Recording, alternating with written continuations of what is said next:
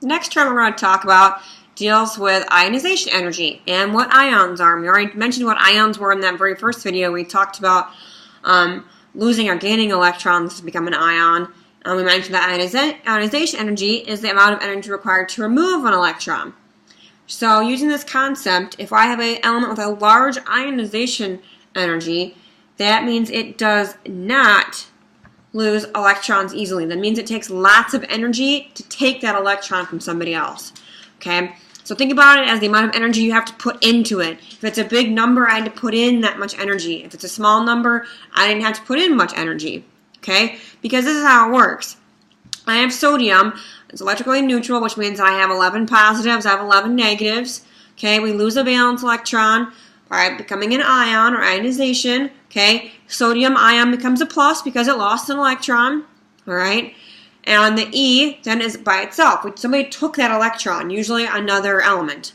All right? And again, it's a minus sign. So this is what ionization energy is. You are taking a neutral atom and taking an electron from it. Okay, another way to put this is this little picture over here on the right. We start off with sodium atom. Okay, it's got a 3s1 as its last electron. You take one of those electrons, it no longer has that electron. Now sodium and neon actually look pretty much the same. They both have 10 electrons now. Okay, so it's an Na plus to designate that it lost an electron. Okay, but Na plus and Ne have the same number of electrons. Okay, so there's one more way to kind of show that sodium is losing an electron. So there's a big difference between Na and Na plus. Okay, so now we're going to look at our periodic table.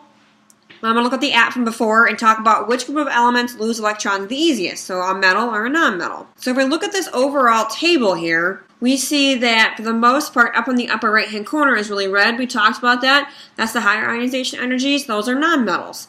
So when I ask about which ones lose electrons the easiest, those are the lower ionization energies.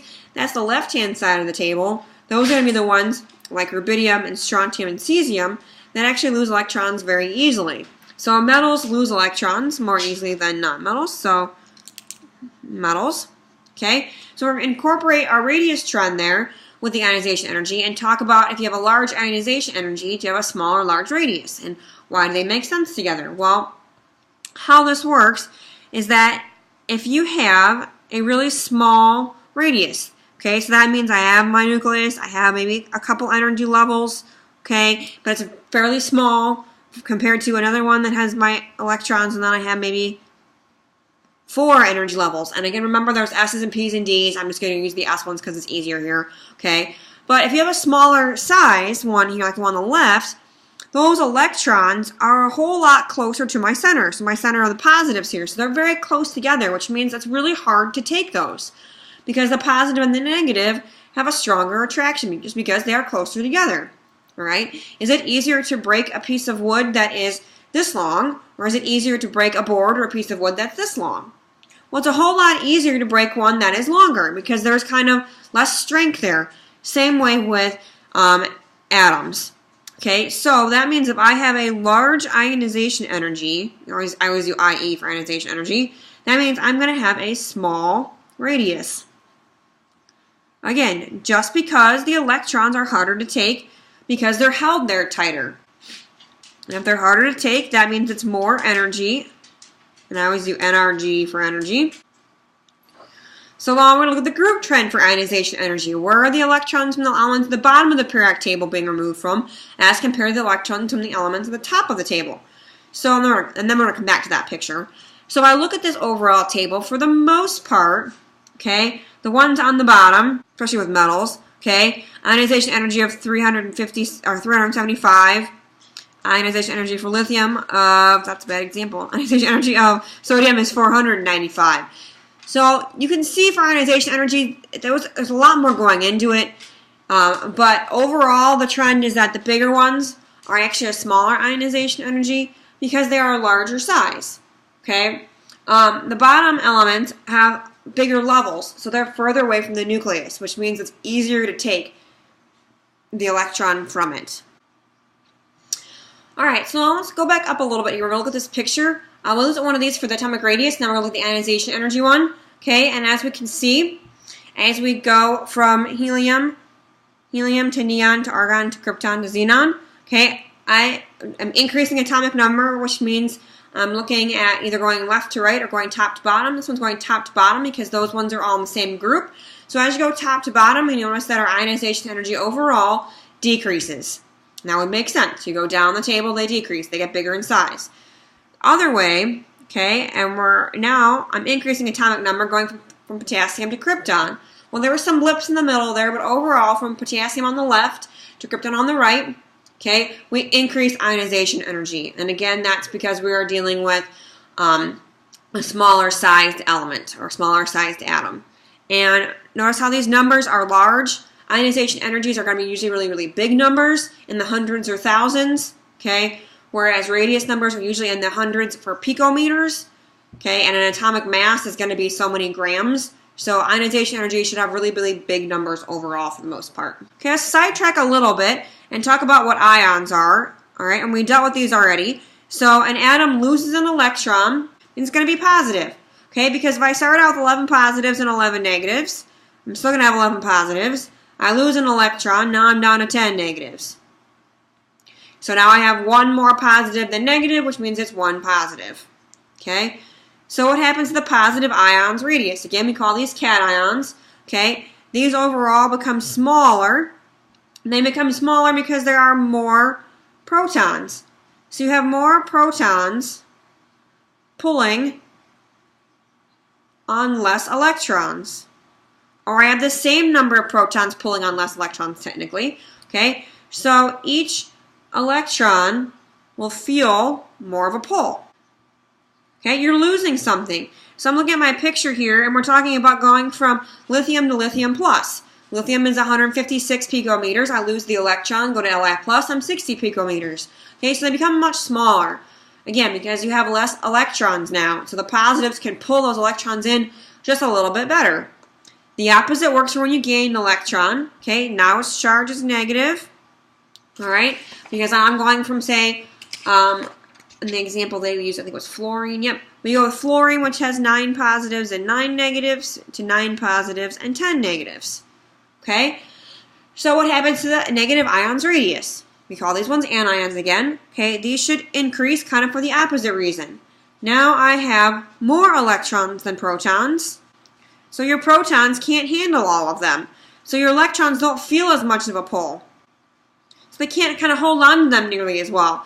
So look at the picture here on the right. We talk about fluorine to fluorine negative. Goes from 62 picometers to 133. So we're increasing our size, actually almost doubling it. We actually are over doubling it. Okay, but you're increasing size here. You're adding something to it. I'm adding an electron that all these protons now can't feel that one-to-one pull. Now it's one to a little more than one.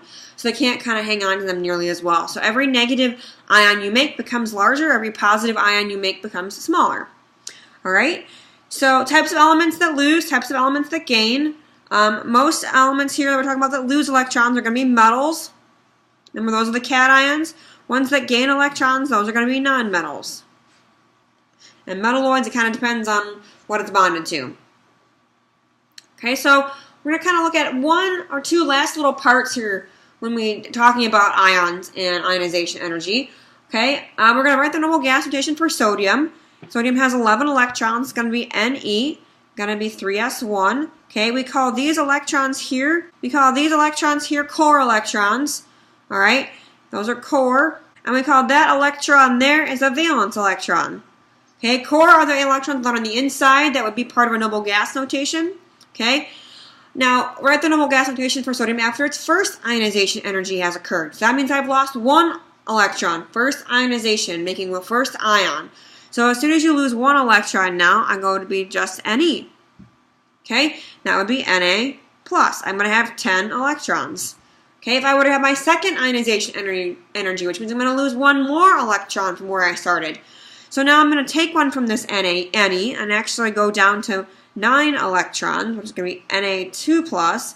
I'm actually going to have helium, 2s2, 2p5. That's how we get 9 electrons. The problem here is that a noble gas has a stable configuration of electrons because it's full. All elements want to have this full energy level, or half, and that's kind of an exception later. Okay, So they want to have that similar noble gas notation, or what's called pseudo-noble gas notation, okay? So they share, lose, or gain electrons to make this happen. So looking at these ionization energies and talking about this right here, why is it that sodium's second ionization energy is so much larger than the first? So if I look at sodium and I find it here, okay, that second ionization energy is 4,560. The first one's only 496. So why is it so much harder to take that second electron? Well, it's so much harder because that electron is coming from a core, or is coming from being a core electron, or part of my core notation. Okay, it's part of a stable octet. We call octet because it's 8. All right, it doesn't want to be lost. It wants to stay that way. Okay, so now we're going to talk about just not the change from sodium to 1 to sodium 2 plus, but I'll also look at magnesium and kind of make that same jump. Okay, so I see magnesium. Why does magnesium jump at 2 to 3? Okay, so magnesium in the second one is way larger than magnesium at the third. Now, why is that? Well, because if I look at magnesium, okay, magnesium is actually going to be Ne and then 3s2. So it has 2 valence electrons, which means it very easily loses 2 of them. But that third one is part of the core, which is why this third number is massive. Okay, they are the inner shell electrons. They're part of your core, which finally then takes us to phosphorus. Well, phosphorus has a high energy ionization energy, and we look at phosphorus and we see, well, there's no big gap for phosphorus until we get all the way to 6.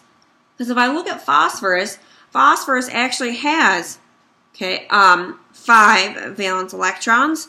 Okay, so it's a whole lot easier for phosphorus to become and have its kind of regular noble gas notation. It's a whole lot easier for it to gain 3 electrons than it is for it to actually try and lose those all 5 electrons. So it takes a little bit longer because actually it would rather gain than lose, and we'll talk more about that as the chapter moves on. Okay. But after that 5th one, now it's actually stable. So that's why it takes a little longer for phosphorus and sulfur and chlorine. Okay. If we compare sodium's ionization energy to anybody else's, sodium is way lower. Well, why is sodium so much lower than the rest of them? Well, that's part of why sodium is so highly reactive, because it's so easy to take an electron. And that taking an electron relates directly to reactivity. Okay, because reactive just means it's going to become something else, become an ion, or work with somebody else, or bond to somebody else, which usually means it has to become an ion. Okay, so it's so much easier to do this, which is why it's so very reactive. Okay, it's a very easy positive cation to make. Okay, the last thing we're going to look at is kind of the exception with these D blocks. Okay, we're going to write the configurations for nickel and a nickel ion. Nickel is going to be Ar 4s2 3d8. Okay, the highest energy level is actually the 4.